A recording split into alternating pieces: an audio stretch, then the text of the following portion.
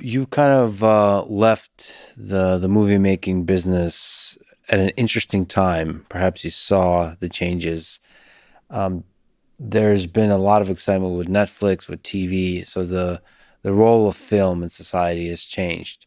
So what do you think is the future of movies versus TV? Like if you were as a business person, as a creator, as a consumer, as a technologist, are thinking about the next 10, 20 years, what do you think is going to be the godfather, the great pieces that move us as a society in the next 10, 20 years? Is it going to be TV? Is it going to be movie? Is it going to be TikTok clips? What is it?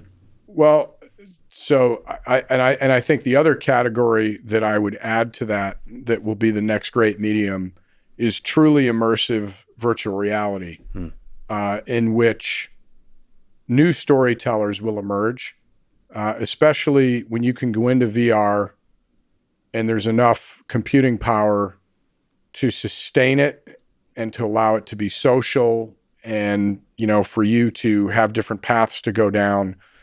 That'll be, I think, the next realm of what storytelling and experience will look like. So Do you think video game kind of world, or is it more movies, or is it more social network, or is it all of it kind of blending reality and gaming and movies? yeah, I thought if you saw Ready Player One, which I love the book, and the movie was cool too, but that's one version of it, right? Where you go in. Now everybody's talking about the metaverse and all that, but you go into a world that's fully rendered as yourself and you interact with that world. The other side of it is to go in somewhere between being a passive observer, but being able to move around your point of view and experiences, which I think is interesting. And then I think another adventure, so to speak, I could think of is a blend of video games. So there's a mission, right? There's obstacles, there's everything, and you move through it, but it's immersive and it tells a story at the same time. And that's why I think you're going to see new, amazing storytellers that we don't know yet that understand how to innovate and how to make you feel something in that environment. And to your earlier point, I saw probably around 2015 when Netflix decided to be bold, put out House of Cards, put out all the episodes, leave you in charge of the pace at which you would view them, which I thought was great. That was a gutsy move. Yes, it was. And I can't tell you around Hollywood, anybody that says that everybody thought it was a great idea is not being truthful, because everybody I talked to said they're idiots, right? They're what do they know about movie making and TV?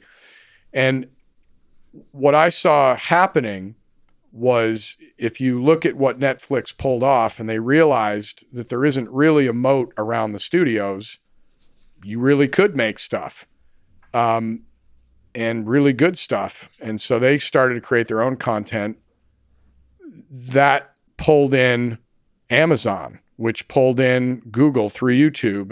And then you had Hulu, then you had Disney deciding that they're going to have Disney Plus. And the next thing you know, you have some of the biggest companies with the largest balance sheets on the planet being in the creative business. That's, if you're an independent, that's bringing a knife to a gunfight, to be sure.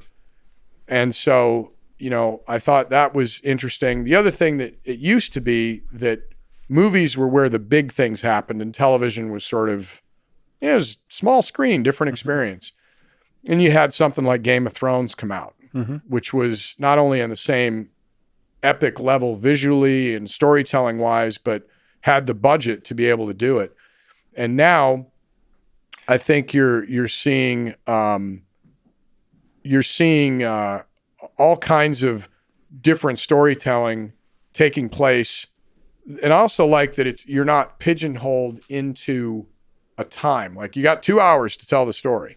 You can do a 3-part miniseries, a 5-part miniseries. You can do television that's, all kinds of different format. Now, that I think is allows creators to do a lot more interesting things. it is also interesting to consider the role of companies that enable that, like the capital that enables that. Without Netflix, you wouldn't, and HBO, you wouldn't have some of these epic shows. And so, if we're thinking about the virtual reality world that you're talking about, it's interesting to consider who will enable that. Now, like you said, Facebook is talking about Meta and Metaverse, but it's unclear that just having money is enough. Netflix did a lot of really revolutionary stuff. Amazon has money. There's a lot of companies that have money that don't quite do as good of a job yet at enabling creators of creating revolutionary new content that changes the whole industry. And that's probably going to be the case with virtual reality. There is a lot of money needed to enable experiences, like in terms of compute infrastructure.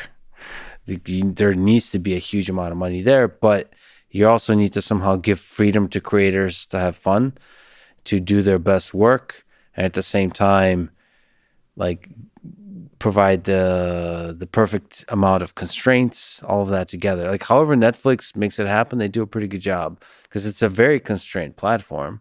But yet all the creators I've ever talked to, comedians and so on, that work with Netflix are really happy because they feel free to create their work. Yeah. And I think a lot of times, companies are a letterhead, but it boils down to the people. Yeah. And I think I've known Ted Sarandos a long time, who ran the studio at Netflix and now took over for Reed running the company. But Ted, very smart, talented guy, and understood early how to cultivate talent and relationships with talent, which is important.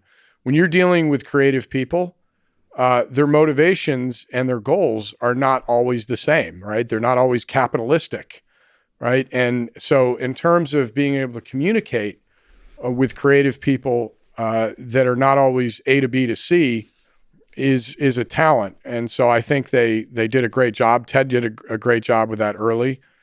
But I think that you're going to see different formats. I don't think, going to a theater to see a massive movie on that screen in that format is a fundamentally different experience. Yeah. And I think you're going to find movies, my old shop, Legendary, just put out Dune, which I thought was phenomenal. When we secured the rights to Dune years ago, I was over the moon, because I love the book. I love the entire world that is Dune. And that's a movie that I think you see on the big screen. I think when Avatar 2 comes out, I'll want to see that on a big screen. But I think you're going to see a ton of content is obviously being produced, and it's not all going to go to a theater going experience. So you're going to see, I think, different versions of this over the next 5 to 10 years.